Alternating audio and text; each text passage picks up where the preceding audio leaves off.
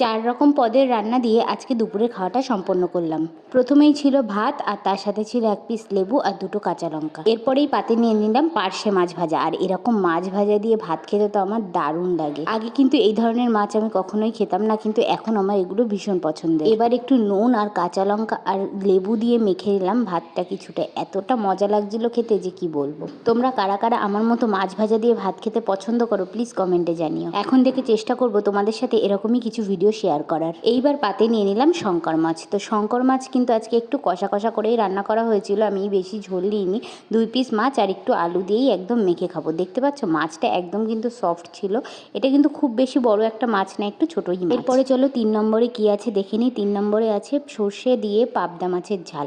তো আমাদের বাড়ি কিন্তু একটু মাখা মাখা খেতে কিন্তু সবাই অপছন্দ করে, তাই হালকা একটু ঝোল রেখেছি। একটু ঝোল থাকলেও কিন্তু খেতে এটা দারুণ হয়েছিল। এটা ছিল পোস্ত আর সর্ষে দিয়ে, আর একদম মেখেও খেতে দারুণ লাগছে। 4 নম্বর আর শেষ পাতে রয়েছে আমের চাটনি। আমের চাটনি কিন্তু আমার খেতে ভীষণ ভালো।